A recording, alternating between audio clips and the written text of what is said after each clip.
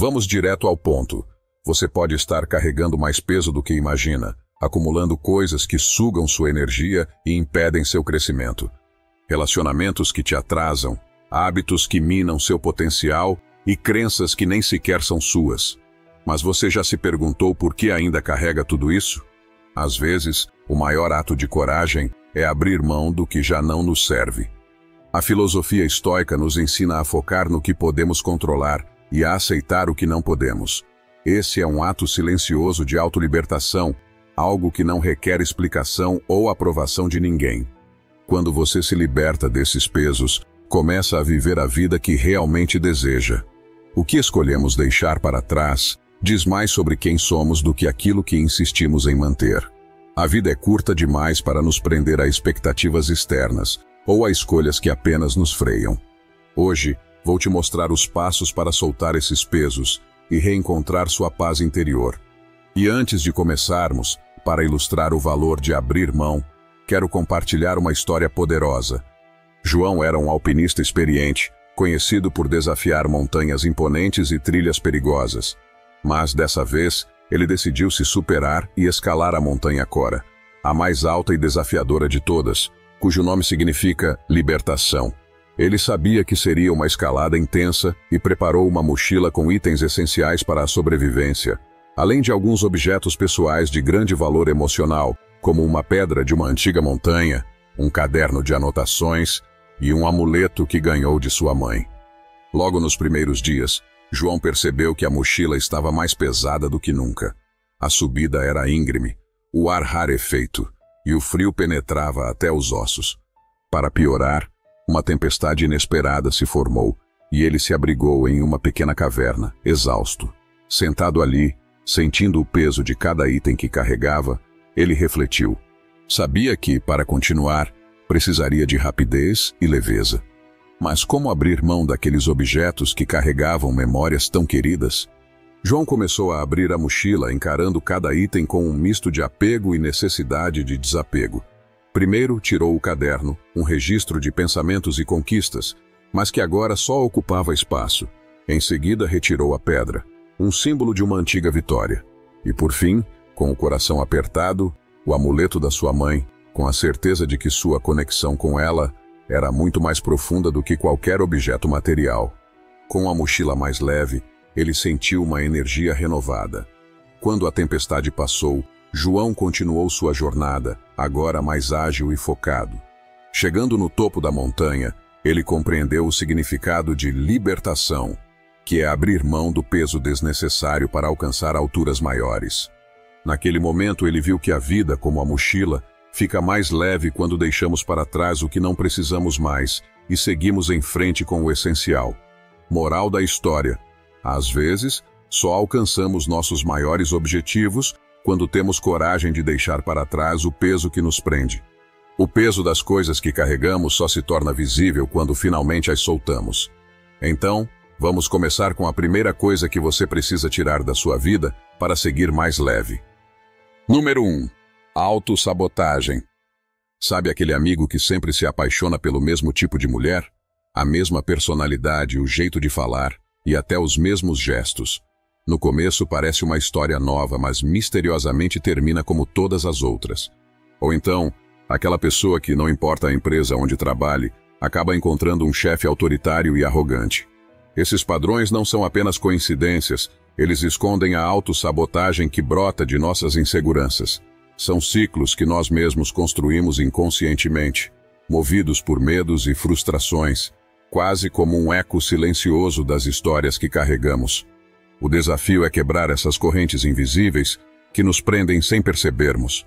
Os antigos estoicos, mestres da clareza interior, ensinavam que o primeiro passo para vencer a autossabotagem é ver com clareza esses fantasmas internos, os pedaços de nós que mantêm o ciclo ativo. Cada vez que nos permitimos repetir esses erros, reforçamos a narrativa que construímos sobre quem somos. Como Epicteto nos lembrava, não são as coisas em si que nos perturbam, mas os julgamentos que fazemos sobre elas. E ele estava certo, esse é o coração da autossabotagem. Não é o erro em si que nos prende, mas a forma como interpretamos e internalizamos esse erro. Imagine que após um relacionamento ou um negócio fracassado, você adote a ideia de que nada funciona para mim ou que não sou bom o suficiente. Cada vez que repetimos essa narrativa, fortalecemos o ciclo, transformando um erro que poderia ensinar algo em uma âncora pesada. Enquanto você não enxergar os padrões que se repetem, eles continuarão moldando o seu destino. Para se libertar da autossabotagem, precisamos olhar para nossa mente com sinceridade. Não basta apenas perceber os padrões, é necessário trocá-los por algo que nos mova para frente. Já ouviu o ditado tropeçar na mesma pedra? Muitas vezes, o problema não é a pedra, mas o caminho que insistimos em seguir.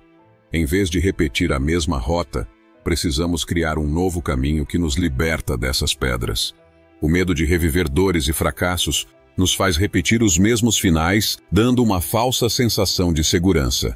Mas enquanto estivermos presos a essas histórias, nunca alcançaremos uma versão mais livre de nós mesmos. Quem vive repetindo os mesmos erros é prisioneiro de si mesmo. Sair desses ciclos exige coragem para tentar algo novo, mesmo que pareça incerto ou arriscado. Como diz Brené Brown, escolher o certo em vez do familiar é um dos maiores atos de coragem.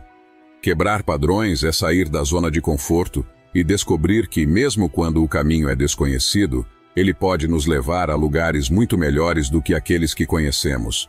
E se você quer saber mais sobre inteligência emocional e estoicismo, deixe seu like, se inscreva no canal e ative as notificações para não perder o próximo vídeo. Número 2. Medo da opinião dos outros. É curioso que a opinião dos outros tenha tanto peso sobre nossas decisões, não é? Isso acontece porque, ao longo da história, aprendemos que pertencer significa segurança e aceitação.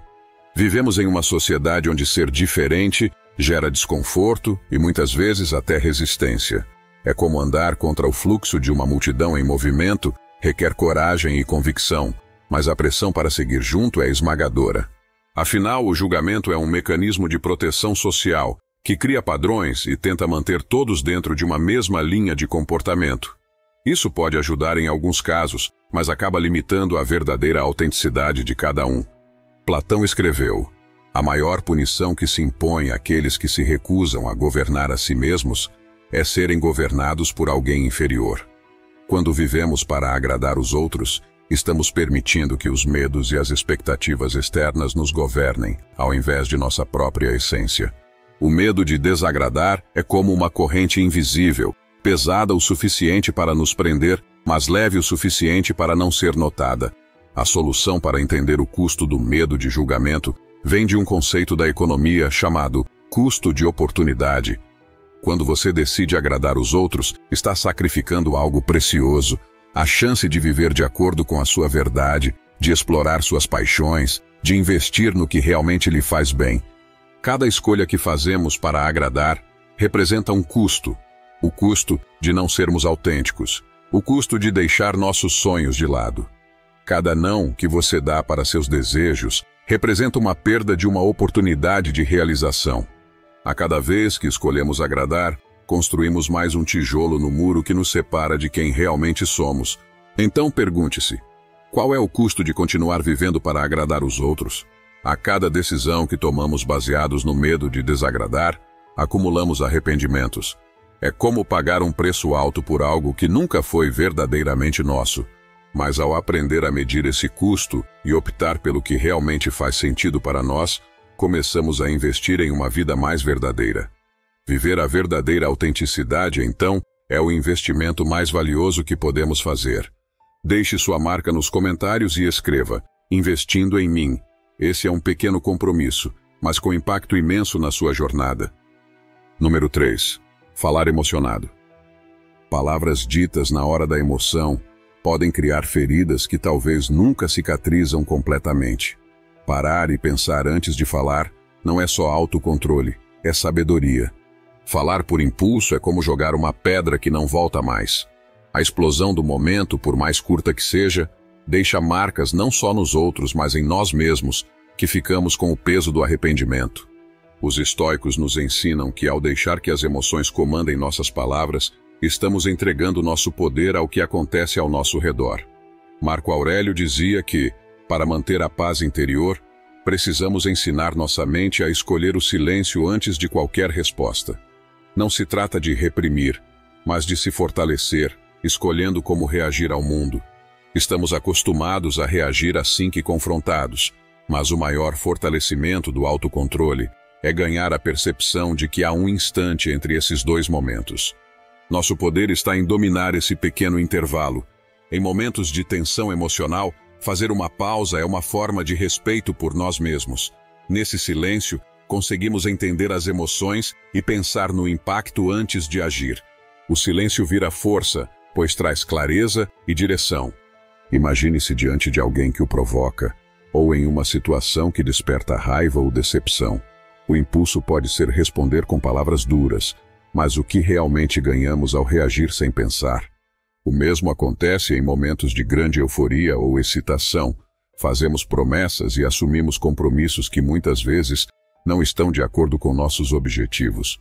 Quando escolhemos o silêncio, ganhamos tempo e protegemos nossa integridade.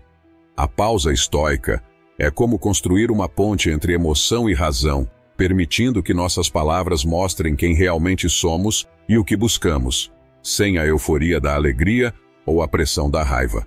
Quando eliminamos esse hábito de nossas vidas, descobrimos que o autocontrole não é só inteligência emocional, é também respeito profundo por nós mesmos e pelos outros, pois nos permite agir com calma e reflexão, sem sermos arrastados pelas emoções do momento.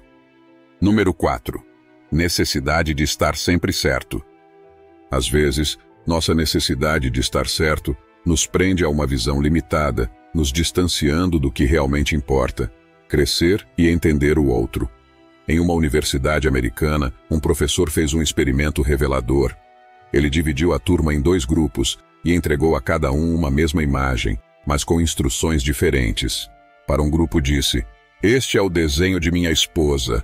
Para o outro: "Este é o desenho de minha sogra." Sem saber que estavam olhando para uma ilusão visual, uma imagem que podia ser vista de 2 maneiras distintas, os alunos começaram a defender com fervor o que viam. Alguns enxergaram uma jovem de perfil, outros uma mulher mais velha olhando para baixo.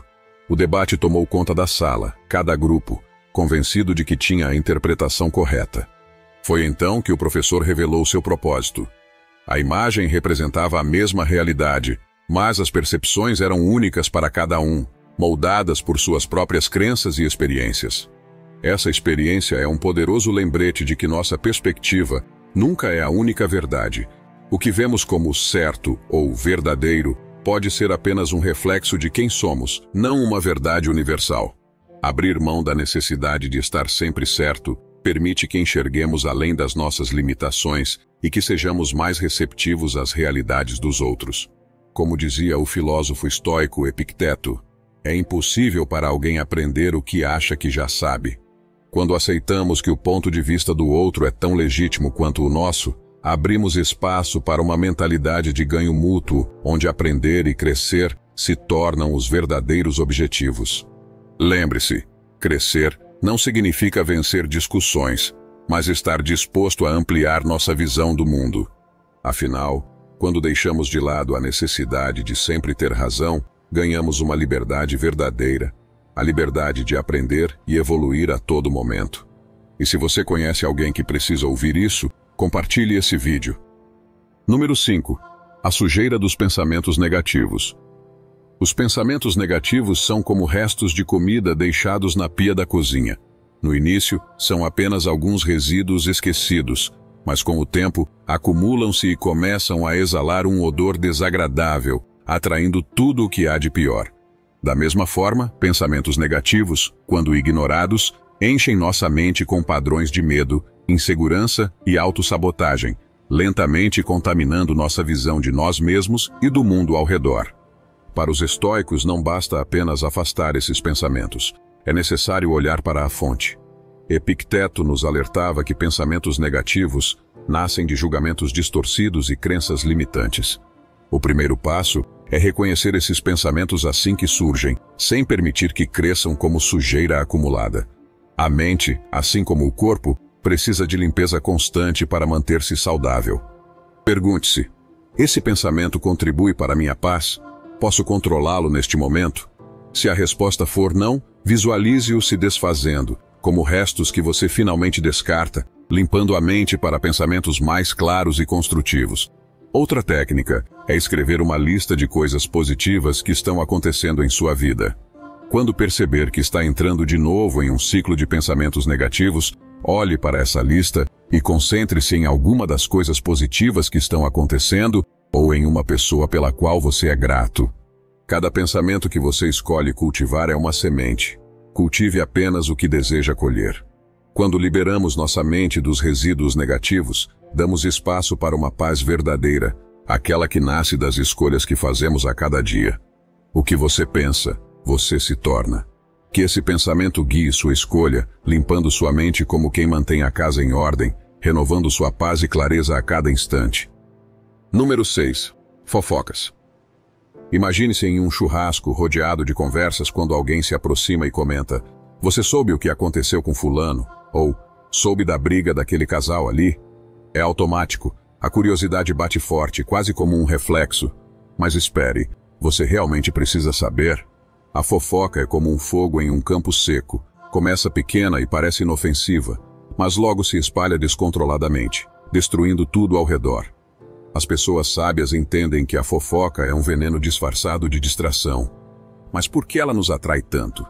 Pesquisas mostram que falar sobre outras pessoas ocupa uma boa parte das nossas conversas diárias, como se fosse natural focar na vida alheia. Antigamente, isso até ajudou nossos ancestrais a se conectar e trocar informações importantes. Só que hoje, esse hábito pode trazer mais problemas do que benefícios. Antes de contar algo sobre alguém, pergunte a si mesmo: eu ficaria confortável se falassem isso de mim? A tentação de saber o que não é da nossa conta é como uma imagem incômoda que tentamos ignorar, mas que insiste em aparecer. A solução para isso é redirecionar essa energia. Em vez de espalhar histórias, compartilhe conhecimento, uma ideia inspiradora ou algo que você aprendeu recentemente. É como dizia Sócrates: a melhor maneira de ganhar uma boa reputação é ser o que você deseja parecer. O ato de recuar, de não alimentar essa necessidade, é mais forte do que se deixar levar pelo impulso. Experimente o seguinte: por uma semana, evite falar sobre a vida dos outros. Esse exercício simples pode transformar a forma como você se relaciona, criando espaço para conversas mais autênticas. Outra ideia é mudar de assunto quando alguém começar a fofocar. Traga algo positivo, algo que agregue valor à conversa. E, acima de tudo, pratique uma pausa consciente. Respire fundo antes de comentar sobre alguém. Essa pausa pode evitar palavras desnecessárias e abrir espaço para o silêncio. Se você acabar caindo na armadilha, não se culpe.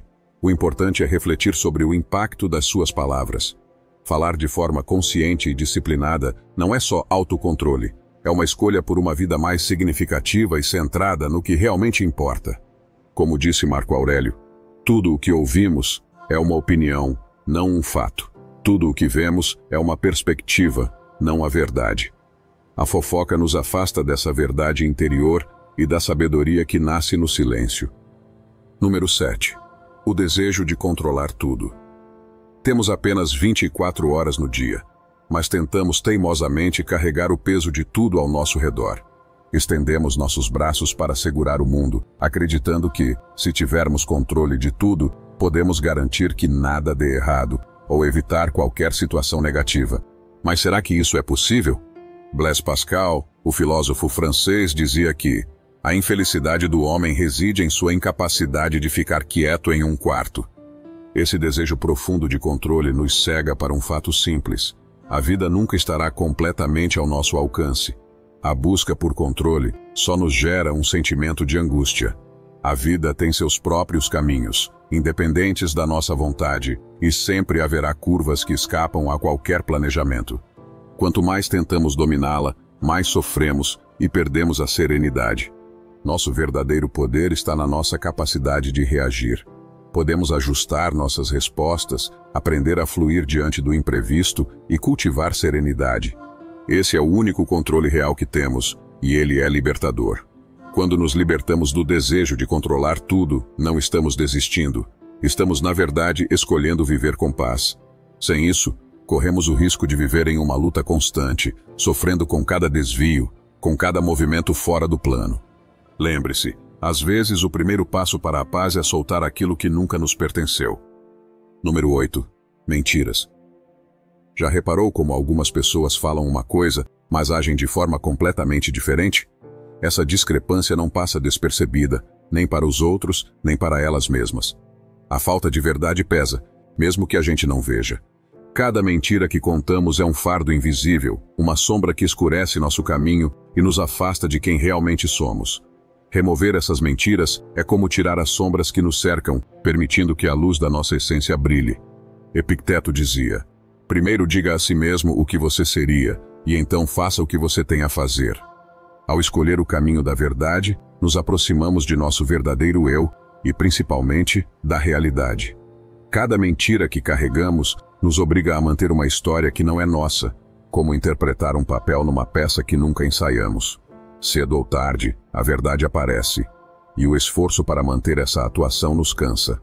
A prática estoica nos guia no autoconhecimento e na coerência entre o que acreditamos e o que fazemos. Quem abraça a verdade encontra a paz.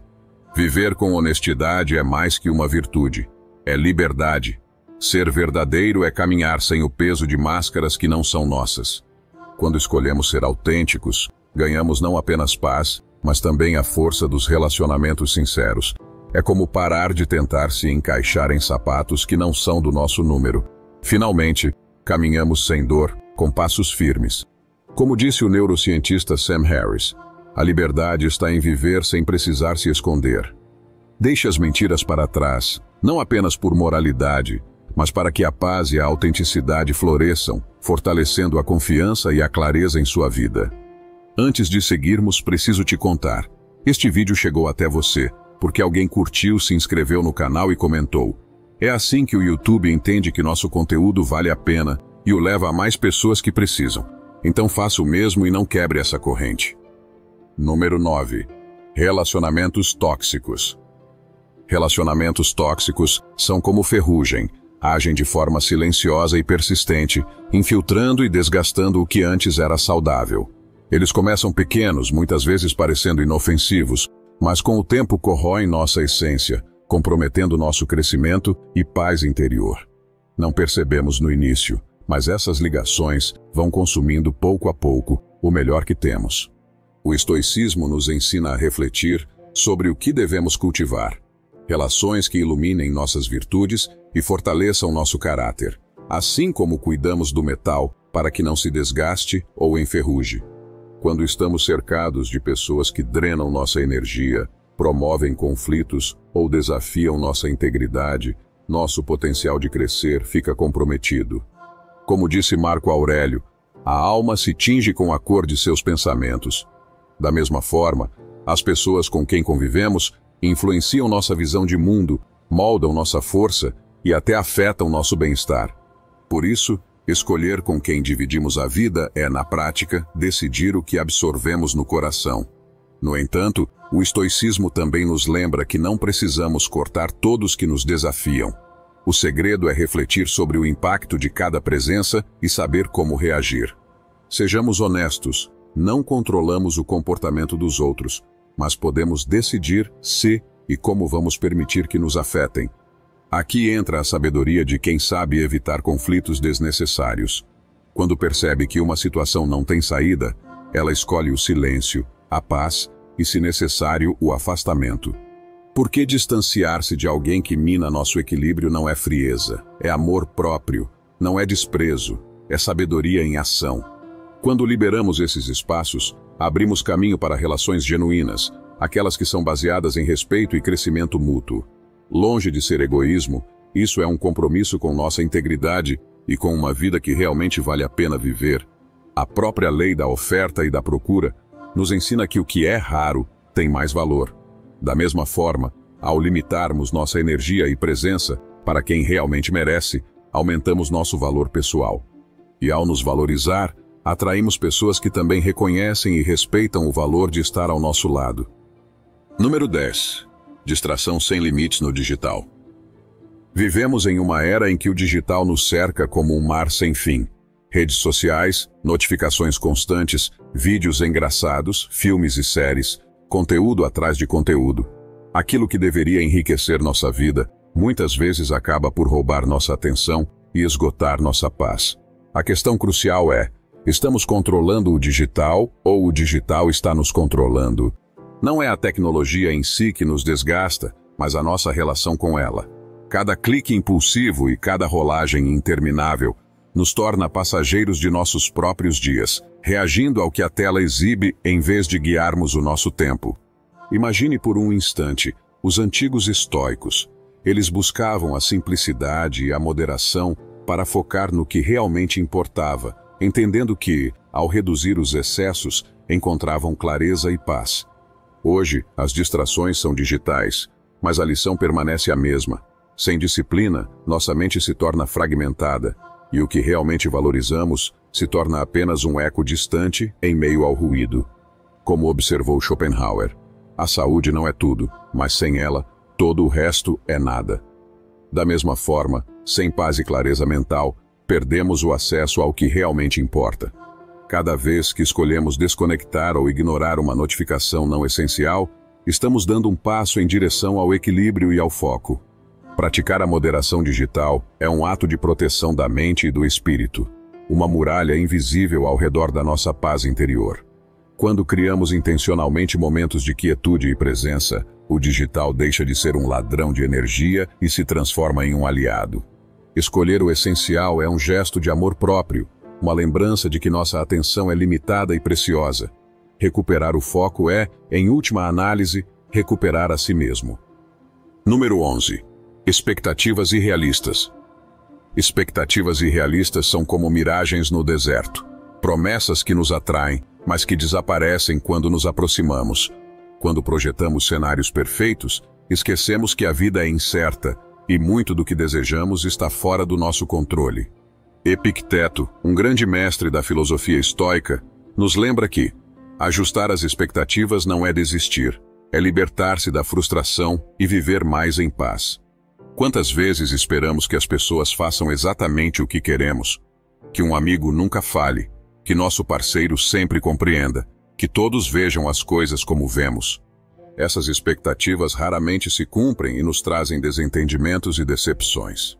Quando nossa paz depende das atitudes dos outros, esquecemos que cada pessoa é única e que tem suas próprias limitações e perspectivas.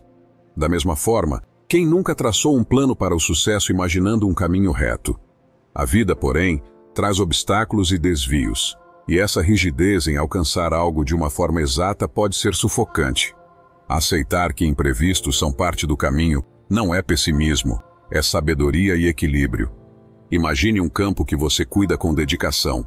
Você cuida do solo, rega, protege das pragas, faz tudo o que pode, mas o sol e a chuva não dependem de você. Aceite o que você pode controlar e abra mão do que você não pode. Encontre a paz onde a realidade acontece. Expectativas rígidas não levam a resultados certos, levam a uma vida carregada de frustrações.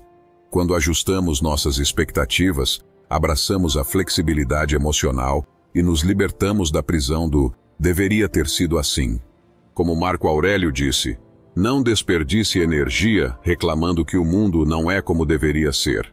Melhore o que pode dentro de si mesmo. A verdadeira força não está em forçar o mundo a se encaixar nos nossos ideais, mas em sermos resilientes o suficiente para evoluir com ele. Elimine as expectativas irreais e abrace a leveza de quem aceita e aprende com cada experiência. A paz não está em controlar tudo, mas em saber que você é capaz de lidar com o que vier. Se liberte desse hábito e deixe que sua dedicação ao presente revele, com o tempo, o verdadeiro progresso em sua vida.